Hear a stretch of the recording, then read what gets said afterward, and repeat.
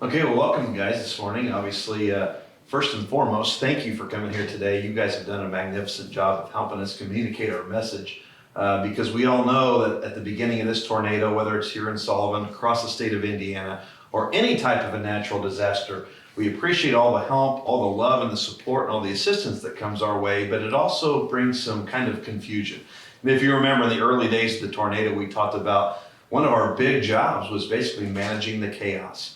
But you know what? That chaos is no longer chaos. But there's still a lot of anxiety, still a lot of uncertainty. So we're a little over a month away from the tornado, and we're about at the halfway point. Actually, June 14th is going to be the deadline for the folks that were impacted by the natural disaster to register with FEMA and the other government agencies that are here today. So basically, I wanted to welcome you. We're still in a mourning process, so to speak. Our hearts are still heavy for the folks that we lost. And also, I want to give kudos also to the state government that stepped up in such a big way. Governor Holcomb, Lieutenant Governor Crouch, they stepped up, they helped us. Our state representative, our state senators really stepped up. And if you remember, we were a natural disaster center through state government. All the state agencies were here for a couple weeks. But then with the assistance of our United States Senators, Braun and Senator Young and the White House, they stepped up in an even bigger way, right? With federal relief funding. President Biden did sign the natural disaster a few weeks ago. They're going to probably get into a lot of that today. So we were actually expedited, and we couldn't have done that. People might think this is kind of silly or might not believe. When I tell the other mayors, they just kind of scratch their head. They said, "Are y'all really getting along this well? Or is this just sound bites?" But I can tell you from personal experience, it has been unbelievable to see the love and the support from the county officials, the city officials, all of our regional partners. You guys have documented all the private dollars that have been raised and contributed and that are continuing to trickle in. So from the State House to the White House, I can honestly say we live in a world where all we hear is government cannot function. Government cannot take care of people. But I'm seeing that government can't make people whole per se, but we're stepping up in a big way, and together we're partnering and taking care of our people. You have assistance from the federal government, assistance from the state government, the local officials. So regardless of your political ideology or even your religious theology, we've seen it all, and it's transpired right before our eyes here in the city of Sullivan. In closing on this opening, we all know in Sullivan how special this community is. And now it's on display for the entire world to see. So thanks again for your continued support, helping us get this message out. And without any further ado, I'm going to turn it over here to the Department of Homeland Security to kind of kick things off. And then we'll listen and get updates here at our halfway point between now and the June 14th. Thank you, Mayor. I appreciate it.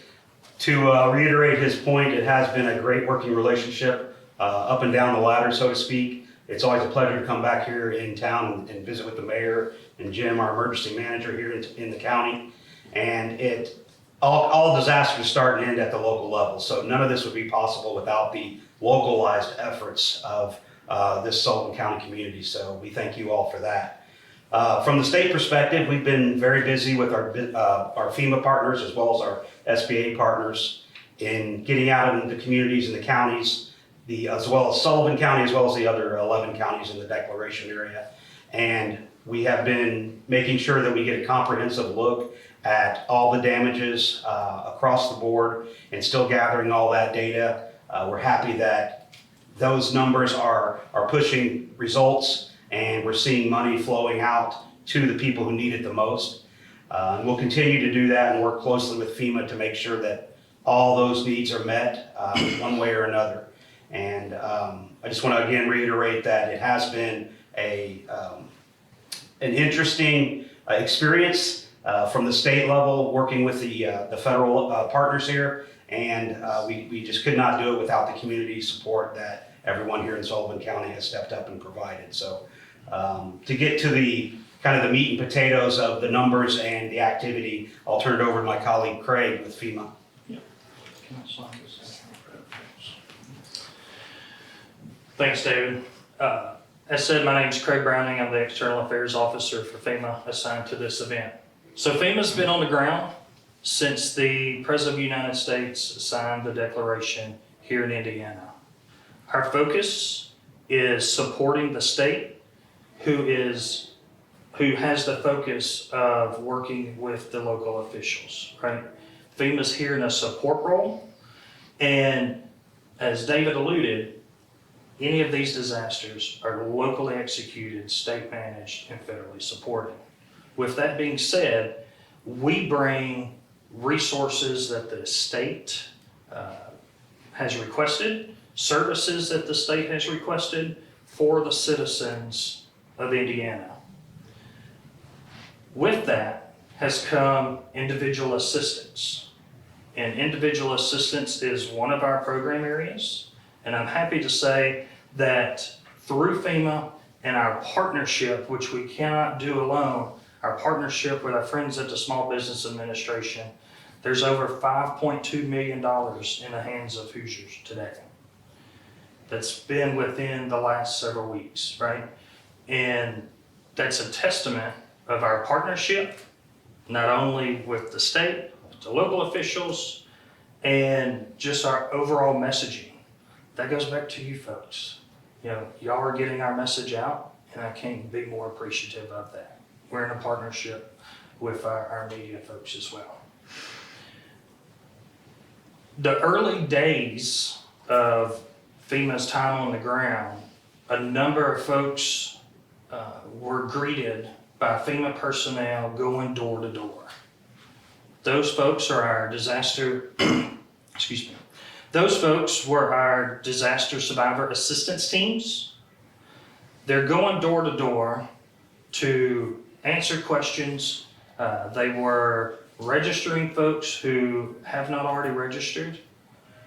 And it's quite phenomenal that in the 2.5 weeks that they were on the ground, across the state into 12 affected counties, they went to 14,000 homes, speaking with people who survived this storm.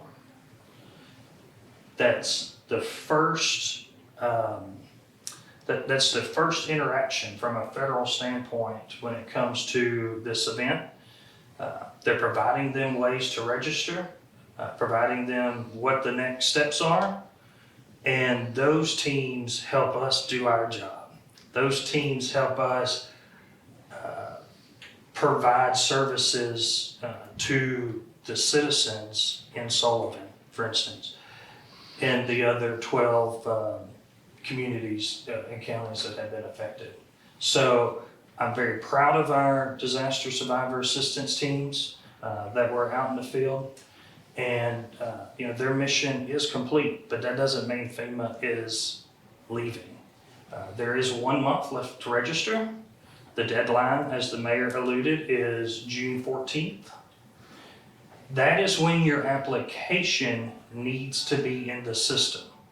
That doesn't mean that services from FEMA will stop on June 14th.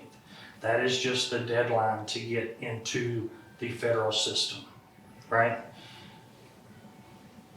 Folks that have registered for FEMA assistance may very well receive a letter in the mail, a determination letter, that states they're either eligible for federal assistance or ineligible for FEMA assistance. It's critically important that you read this letter in entirety. A lot of folks see that top line, you are ineligible for assistance. Throw it away. No, we need you to read that entire letter. Typically, it's one document, maybe two, that were needed. Proof of ownership, need your insurance determination letter. Maybe it's you just didn't answer the phone, right? Our folks, our inspectors, our folks at our National Processing Center, typically they'll call from an unknown number. You know, I personally don't answer unknown numbers. So they make 3 attempts to contact you. If you don't answer, then you know your application stops there. So it's important that you answer these unknown number calls during this period, because that's them reaching out, and most likely them reaching out to you to move your application along. So, you know, some things that when it comes to determination letters, like I mentioned, proof of ownership, we just need to know that you own the home, right? Your insurance determination letter. That could be a renter, if you have renter's insurance, or a homeowner. And we need that determination letter. And that's important because by law, we cannot duplicate funds. And so that's why we need that determination letter, to see what insurance is paying out, and maybe we can support with any unmet needs there. Aside from the determination letters, the next thing that's important is if you have not registered, now's the time, right? Now's the time. If you were directly affected by these severe storms, register for assistance. You may not need the assistance, but register. That gives us an idea that yes, you were affected, insurance may be helping you, but that just helps us understand the magnitude of this event, right? That can be achieved by 3 ways. By calling our 1-800 number, our helpline, which is 1-800-621-3362. That's by going to disasterassistance.gov on the web. That's also by downloading the FEMA app on a smartphone or a tablet. Sullivan is fortunate in that they have a disaster recovery center here at Town Hall. These sites are essentially a one-stop shop for the federal process. So if you need to provide us with that insurance determination letter or that proof of ownership to move your application along, come in. We'll get it scanned into your application, move that application along. You have a question, like where's my application status? What's my status? Where is it in the process? These fine folks here can answer that for you. They can give you updates. Or if you just have overall questions, that's what they're here for. And it's not just FEMA. My friends at the SBA are here. So part of that process, the FEMA process, you fill out your application, an inspector will contact you to verify your damages.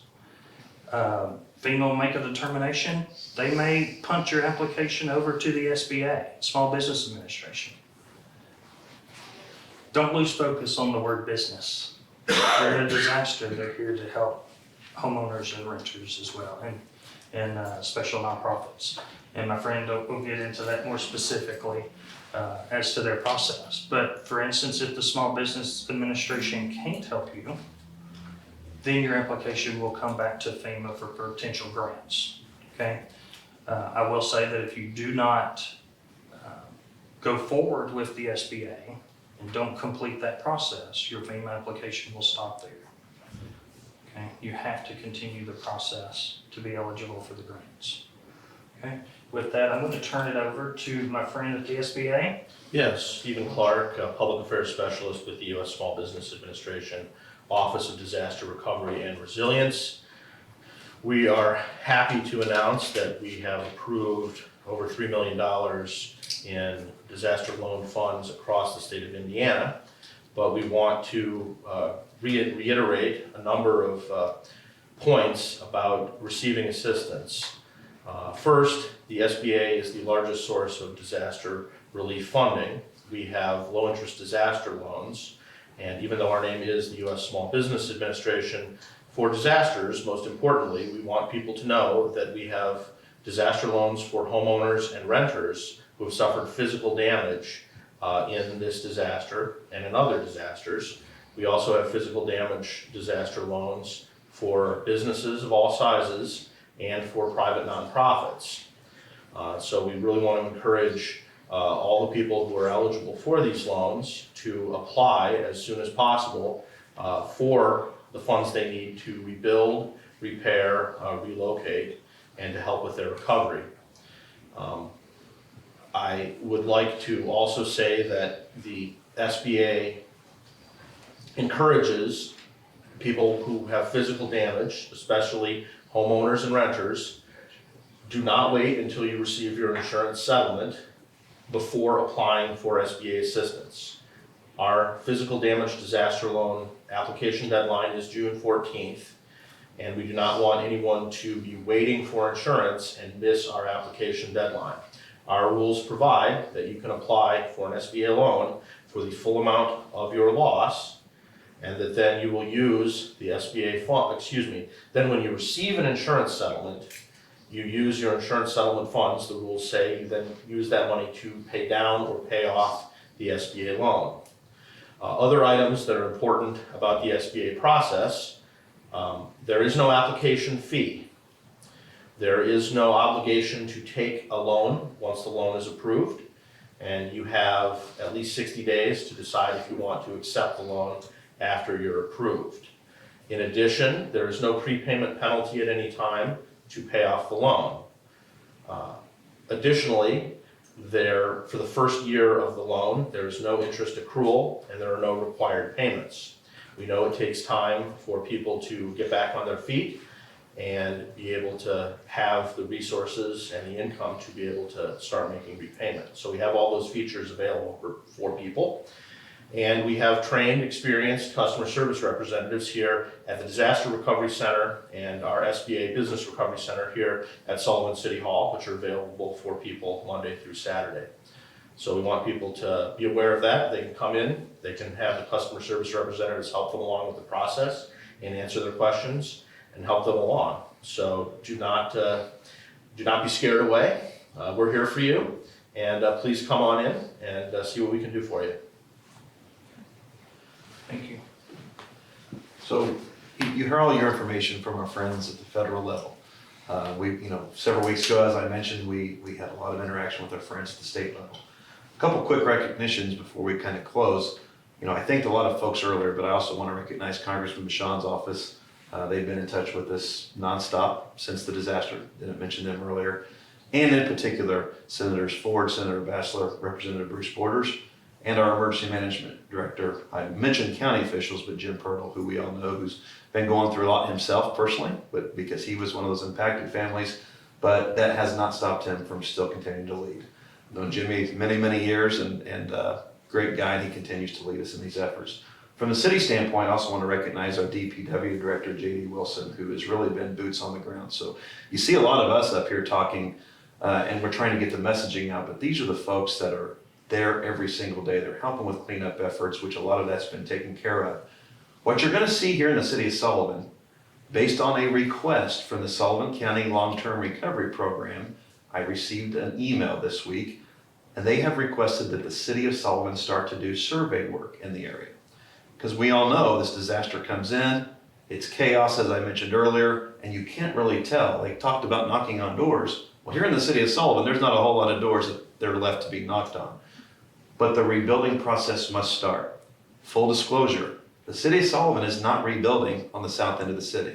The city of Sullivan's not building apartments. The city of Sullivan, the local government, is not partaking in any of those things that you might have heard.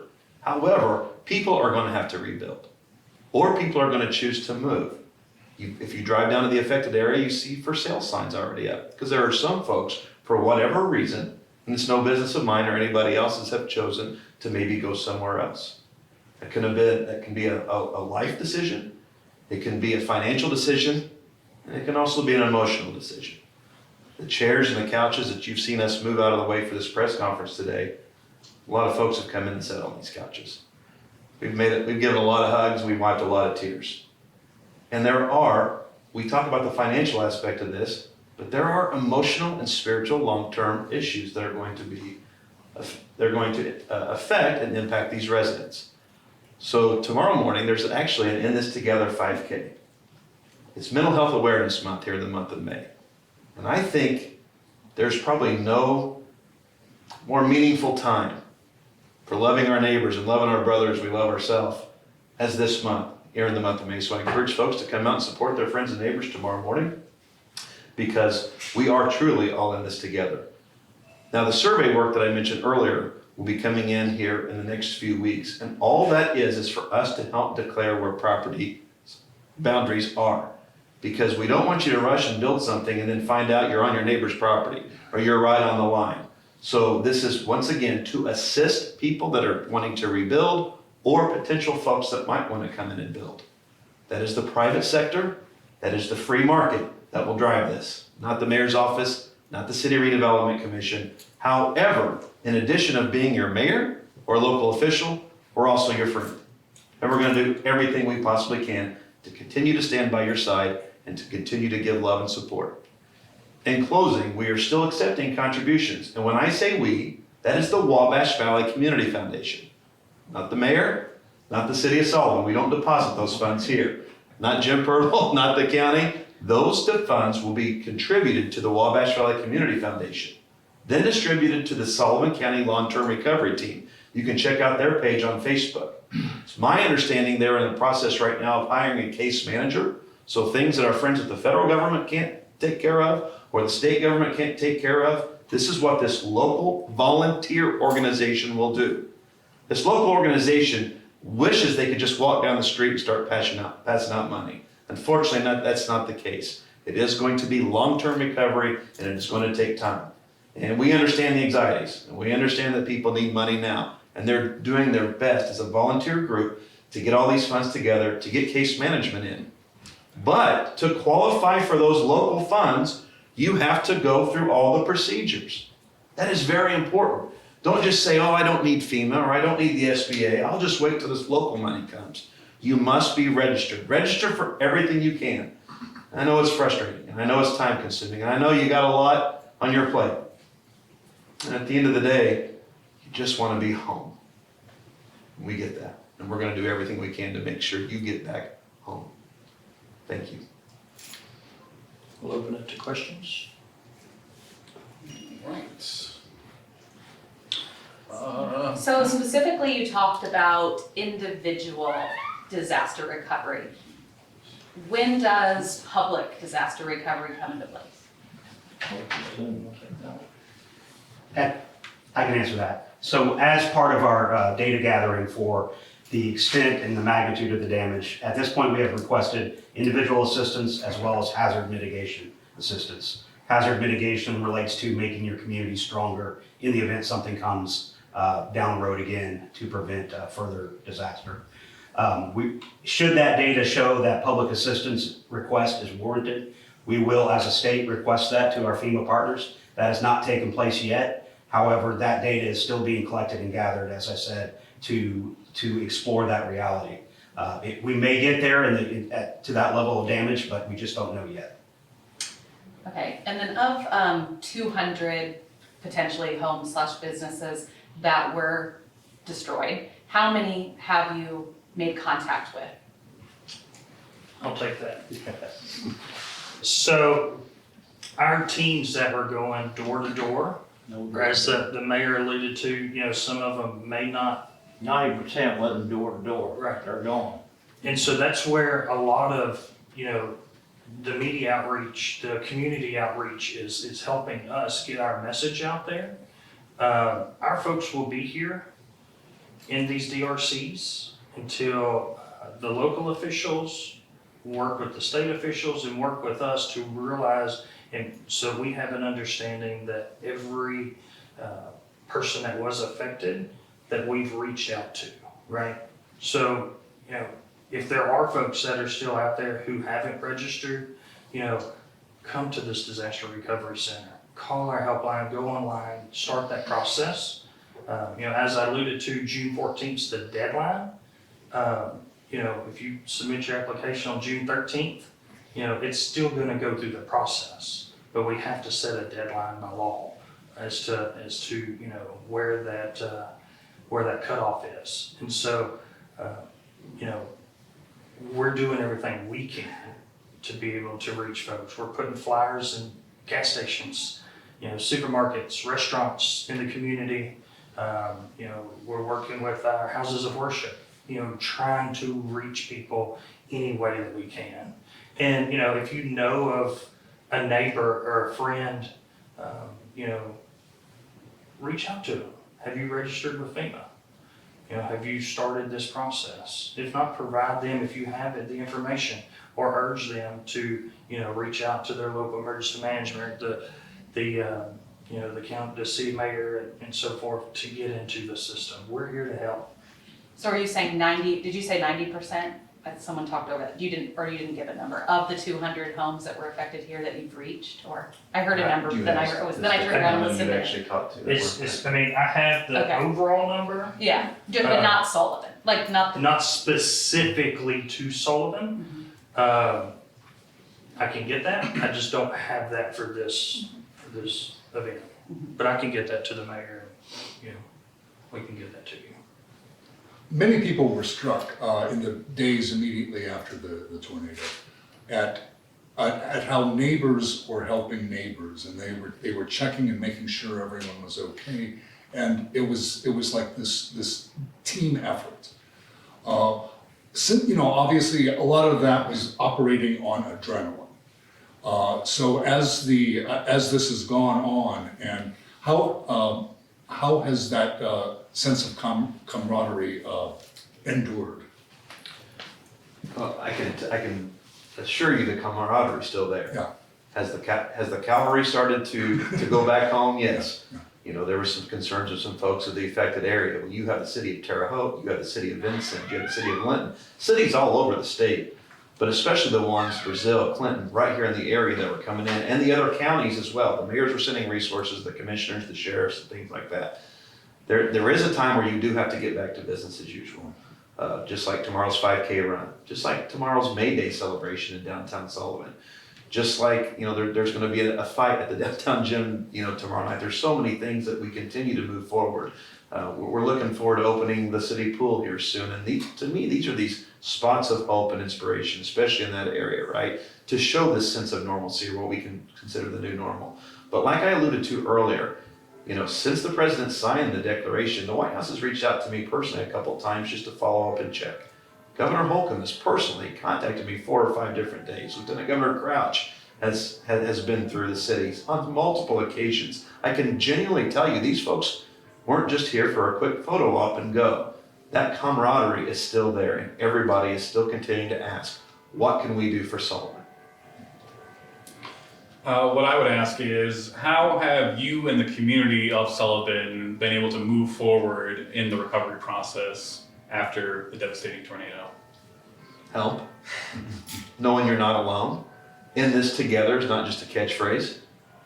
This gentleman alluded to the adrenaline. The adrenaline's worn off, but the adrenaline can't wear off for the emergency management director, for the mayor, or for anybody else, right? We live in a soundbite world where the news, 30 seconds at a time, we move on to something else. And that's why I want to reiterate their sentiments of how much we appreciate you guys. You're always here to help us get the messaging out.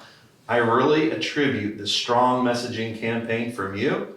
And you're seeing, just as of yesterday, we had another check presentation from Mott's Pizza and Popeye's Chicken. I know tomorrow there's a Sullivan Strong event going on at the main event in Terre Haute. I know there's an adult prom being scheduled at the Acorn Ridge here. So different organizations are stepping up in so many different ways. The Sullivan County Lions Club continues to have disaster relief there on the north side of the square. Recovery Cafe and Sweet Peas have stepped up in a big way. But the camaraderie and how we're handling all this, it's great that all these people are doing different things, but I cannot stress enough how much we need to focus and funnel this energy and this love and support through the Sullivan County Long-Term Recovery Team. Once again, please check out their Facebook page, reach out to them.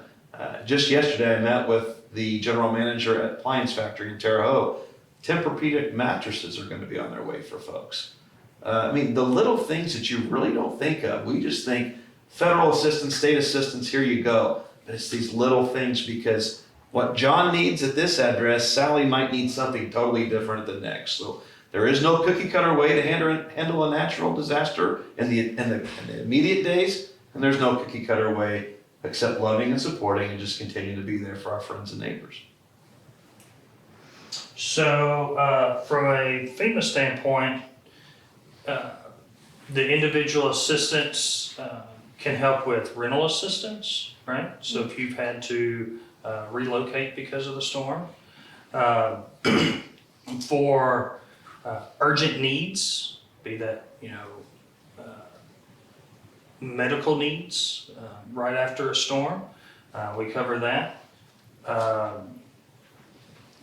To make if your house is damaged but still livable. The immediate funds to make your house habitable, right? We understand that, you know, a good number of homes here in Sullivan, you know, you may be past that stage, but if you had minor damage to your home, that's where those funds can help. For the larger, you know, heavily, damaged structures, that's where insurance helps, along with our friends at the SBA. You know, from the FEMA standpoint, we're here to help jumpstart that recovery and, you know, to help drive it farther. That's where the SBA, homeowners insurance, renters insurance. But to the mayor's point, what really drives a recovery is the whole community approach. We can't do it on our own. The SBA can't do it on their own, nor the state. It takes all of the community to come together. And I mean, I'm amazed to see it when I go into these communities, because everybody joins together, right? Because they want to see their neighbors, you know, get their life back together and to, you know, be that rock for them. And if it wasn't for, you know, the churches, the businesses in Sullivan that are coming together with just these small events, you know, all of that adds up to the greater picture. And that's what's critically important following a disaster. I'm not sure who would be able to answer this one, but I can continue if you want Go for it. about what the Yeah, SBA has, because we have a number of details of the programs we have. So first of all, we have physical damage disaster loans. We have these for homeowners and renters. Homeowners can borrow up to $200,000 to repair, rebuild, or to relocate for physical damage to their real estate. Then for homeowners and renters, both, we have up to $40,000 for personal property. This could be your furniture, appliances. It could also include motor vehicles if they were damaged, say by having things fall on them or hail or something like that. So those are the main long-term recovery disaster loans we have for individuals. We also have nonprofit and business physical damage disaster loans up to $2 million for the same things of repairs, rebuilding, or relocating. In addition to the physical damage disaster loans, we have economic injury disaster loans for small businesses and private nonprofits. These loans do not require the demonstration of any physical damage. These are to help businesses who have had a reduction in revenue due to the disaster and need a working capital loan to pay for the ordinary and necessary operating expenses of the business or the nonprofit to recover. So those are the long-term options people have in all those groups with the SBA. so what I was going to ask is, the storm that hit moved really fast, and I was just wondering if anyone could talk about the warning system that goes into play and kind of monitoring storms like that and getting the word out as quickly as possible. Our emergency management director, Jim Hurdle, maybe when we're finished up here, would Okay, perfect. Yeah, chat with Jim. Okay, yeah. thank you. Any other questions? Thank you. Good. So much. Thanks again, guys. Thank Appreciate it. you. Yes.